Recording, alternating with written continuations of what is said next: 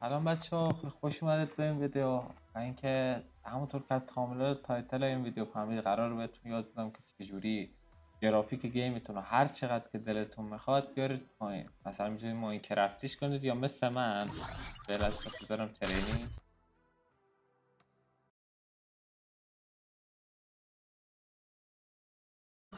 خب ببینید گرافیک گیم من این شکلیه. ببینید الان مثلا نگاه، کف زمین رو دقت بکنید، یکم کم کیفیت تره، انگار صاف شده و دیوارا و اینا همطور. اما ببینید که انیمیا و اینا هیچ تغییری نکرد. میتونید حتی کم کیفیت تر از این هم بکنیدش. حالا آموزش و اینا رو بهتون میدم. فقط قبل اینکه بریم سراغ آموزش و اینا حتما ویدیو رو لایک کنید، کامنت بذارید و اینکه برنامه هایی که توی این ویدیو میگم یه رمز دارن که توی ادامه ویدیو رمز رو بهتون میگم. پس حتما ویدیو رو با دقت نگاه کنید، جلو نزنید. و اینکه آموزشش خیلی چیز حساسیه و حتما باید حواستون باشه که همون کاری که من میکنم بکنید توی اون دوتا برنامه. اینکه همین دیگه. و قبل اینکه بریم سراغ آموزش این ویدیو رو لایک کنید، کامنت بذارید و کانال رو دوست داشتید سابسکرایب کنید. خب بچه ها، قبل اینکه روی گوشی هم که بچه باید اینه نووا لانچر باید چیکار کنید. شما میاد داخل این برنامه و صبر میکنید لود شه. از این پایین میکشید بالا، یعنی دقیقا از پایین که بکشید بالا اینجوری میاد. و اینکه شما بیاید روی بزنید روی این و خب اینجا دنبال فری فایر باید بگردید. دیگه با این بچه‌ها تا شبیه سازتون روت نباشه، اصلی ترین چیزی که مهمه اینه میاد داخلش. این تیکی که اول کار میبینید انیبل کاسه، این برای شما میکنید، یعنی این خاموشه و شما روشنش میکنید. میاد پایین به چیزی دست نمیزنید، اینجا هم به چیزی دست نمیزنید. میاد اینجا به بخش تکسچر. حالا برای من شبیه سازم دی پی آیش ذره بالا اینه تکسچر. بچه‌ها اینجا خیلی حواستون باشه، دقیقا همون حرکتایی که من میزنم بزنید. روی اولی بزنید و اینجا روی این سه تا گزینه شما بذارید روی آل و حواستون باشه اینجا روی دومی بزنید. دومی رو بذارید روی دیزیبل هم میشه، لگتون رو کمتر میکنه، ولی من رو آل تست میکنم خودم. شما هم روی آل بزنید. پس بیاد توی این یکی بچه‌ها، این یکی میخواید جوری باشه گیمتون.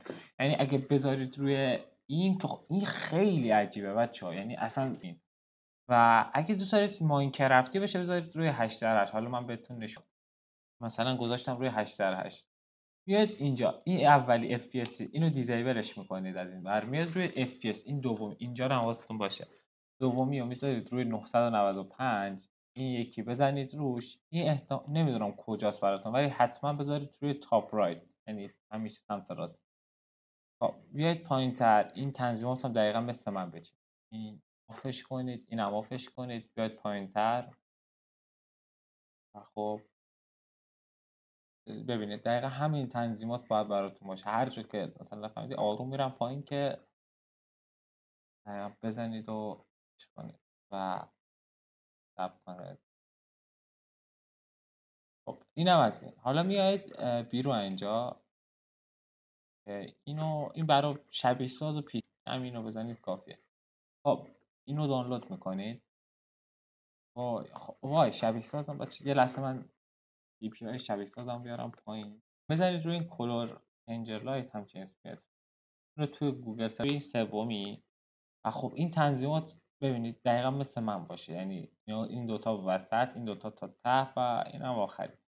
که خب اینا رو دست نزن. این برای چیه؟ برای اینه که رنگ گیمتون رو چجوری بشه. اما جایی که ما باش کار داریم این ستینگه. بیایید اینجا اینو روشن کنید، اینم روشن کنید. یه پایین تر این روشن، اینم روشن، اینم روشن باشه، اینم حتما روشن باشه. این یکی آف و خب بقیه‌اش هم اینجوری ببینید دیگه. آروم میرم ببینید. خب حالا که اینجوری شد، دستم خورد بازی چیزی خراب کردم. این بچه دستم میخوره بهش. اینو باید حواستون باشه وقتی میرید تو شبیه ساز این اتفاق میفته. رو گوشی فکر نکنم اتفاق بیفته. آره این نرماله بزنید اوکی. حالا که گیم رو باز کنید باز. آها این شکلی گیمتون باز میشد، یعنی شما کارا رو درست انجام ده. حالا بریم توی گیم. این حالا باگ خورده تا بره توی گیم دهن آن سرویس میکنم. صبر کنید کار از هواپیماش بهتون بگم که حتما باید شبیه سازتون رو روت.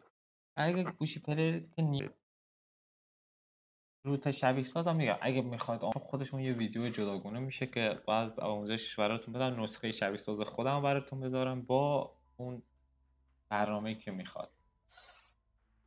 و اینکه خب الان که اومدیم توی گیم لود بشه گیم ببینید این شکلی میشه، ولی نگران نباشید میاد توی سیستم دیسپلی. اگه خیلی لگید حتما روی اسموت بذارید اگه مثل من استفادهتون، ولی بچه‌ها روی استاندارد اولترا هم خیلی خوشگل میشه. این طبق حالا بیاد مثلا روی استاندارد بذارم هم بچه میشه کار کرد باش. مثلا دسته بریم ترینینگ. خب ببینید الان گیم به این شکل در اومد. حالا اولی که لود شده حالا گذاشتم رو استاندارد، ببینید که میتونیم اینجا خرید بکنیم. همه چی همونه، فقط گرافیکه اومده پایین و فقط بکنید انیمیا همون شکلی هن و چیز دیگه نره. رمز دوتا فایلی هم که بهتون گفتم که بهتون میگم رمزشون هر دوتا میذارم 66 رمز و هر دوتاشون یعنی چه اولی چه دومی 66 رمز نخورد. حالا بریم توی لابی. امیدوارم ویدیو خوشتون اومده باشه.